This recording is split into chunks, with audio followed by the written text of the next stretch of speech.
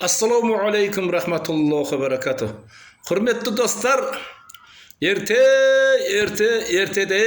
deb keltiradigan bu yerdendi. Erta zamanda Firavun degan zalim podsha ömür sürgen ekan.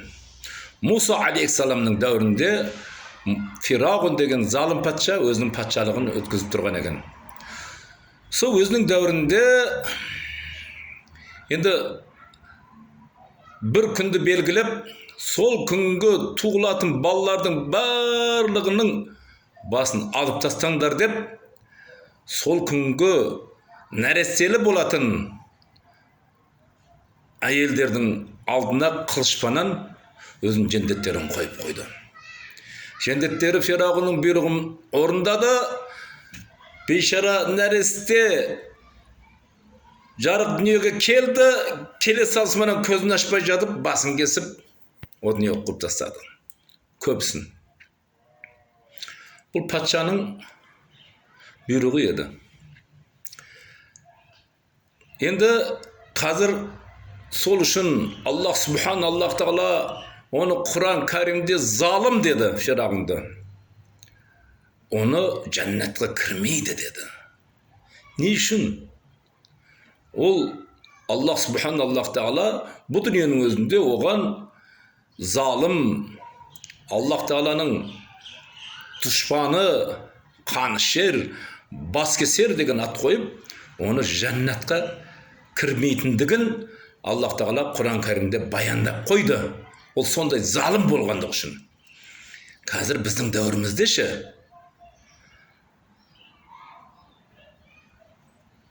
құрсақ көтерген жағы жүкті әйелдер түрмеге қамалып атқан болса, олар түрмеде босанатын болса, оларды жағы түрмеде босанатын болса, оның құрсақтан шығып келе жатқан жас нәресте Фирағунның дәуірінде қылышпен қарсы алған болса, қазіргі біздің дәуірде дубинкамен дубектар қарсы алады түрмеде. Мінекей біздің дәуір осындай болып тұр. Біз сондай дәуірлерде өмір сүріп жатырмыз. Жас нәрестелерге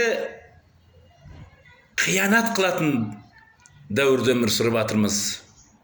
Құрсақ көтерген келіндерге қиянат қылатын, зұлым қылатын дәуірде біз өмір сүріп жатырмыз. Барлығымызға мәлім, Айкөркем деген кішкентай жас нәресте еді, пешенесіне пистолетпен атып шалқасынан түсіп оны өлтіріп көміп қойды. Бұл енді келін түрмеде жатыр, бұл босанды деп естіп жатырмыз, бірақ босанбаған болған болса, дубинкілер менен дубактар қарсы алатын болды. Жас нәресте жаңадан өмірдің есігін ашып шығып келе жатқан кездерде сондай көріністер, сондай жағдайлар қарсы алатын болды. Енді біздерде тек қана тілменен ғана айтылады жағы. Балалар күні, біз балаларға жақсылық қыламыз, балаларға ешкімге ұрысқызбаймыз, оларды ренжітпейміз, олардың психологиясын құртпаймыз дейді. Мысалыға, Фирағунның дәуірінде де сондай сөздер айтылған, бірақ оларды қылышпаннан қарсы алды балаларды. Қазір біздің дәуірімізде цементтен салынған тас түрмелерде балалар өмірге келіп жатыр. Мінекей біз осындай дәуірде өмір сүріп жатқанымызды біліп қоюымыз керек. Мен қазір жағы халықты билікке қарсы қояйын деп отырғаным жоқпын. Бұл балаларға зұлым қылғандарың үшін. Құрсақ көтерген әйелге зұлым қылғандарың үшін Құдайдың алдында жауап бересіңдер. Қиямет қайым не үшін болады? Қиямет қайым біреудің ақысын біреуден алып беру үшін болады. Нәбә сүресінде келген ғой, ең аяқты аятында.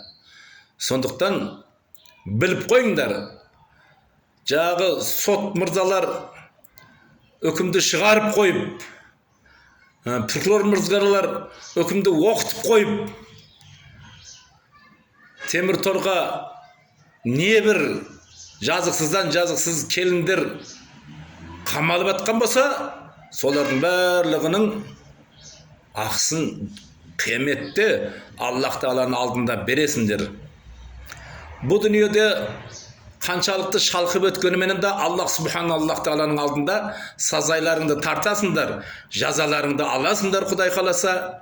Енді тұмсықтарыңды көтеріп, бейлі көздеріңнің қолдарыңда болғаннан кейін ойларыңа келгенді істеп отырған болсаңдар, Аллах Subhanallah Taala қиямет қайым күні Аллах Тағаланың өзі ғана сот қылады, өзі ғана сот қылады.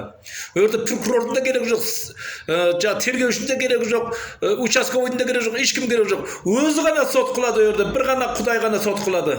Өрді өздеріңді алып қашып кете алмайсыңдар. Естіңдер ме?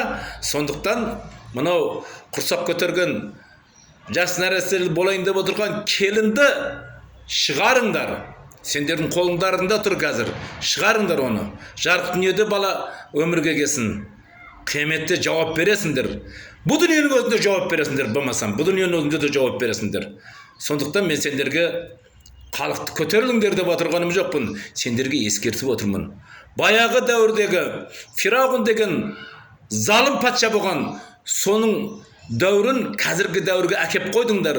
Сендер Фирағун сондай залым болғандығы үшін ол жәннатқа кірмейтін Аллах Subhanallah Taala'ның ең үлкен дұшпаны болған еді. Сендер де Аллах Subhanallah Taala'ның ең үлкен дұшпан болуды әрекет қылып жатсыңдар болуға. Фирағун патша не істеген болса, сендер соны істеп отырсыңдар. Алла өз сақтасын. Біз сондай дәуірлерде өмір сүріп жатырмыз. Аллах Subhanallah Taala бізге сабыр берсін, біздерге төзім берсін. Аллах Subhanallah Taala біздерге жеңілдік берсін. Басымыздағы төніп тұрған қара бұлтты ыдыратып жерсін, Құдайым. Егердім, я Алла, бұларға Аллах Subhanallah Taala рахым шапағат бұларда болмайтын болса, бұлар бұл дүниеден жоқ қып жеруіңді Аллах Taala өзіңнен тілер едім. Сондай жас нәрестелерге дейін қиянат қылып атқан Назарбаевтың дәуірінде миллиондап балалардың бәрі шетелге сатылып кеткен еді. Қазір біздің дәуірімізде жас нәрестелер түрмеде бұл дүниенің есігін ашып жатыр. Жаңа Қазақстан мен ескі Қазақстанның ешқандай айырмашылығы жоқ. Тек қана жаңа Қазақстан деп айтылды. Ескі Қазақстандағы залымдар жаңа Қазақстанға өтіп алды. Басқа ештеңе жоқ.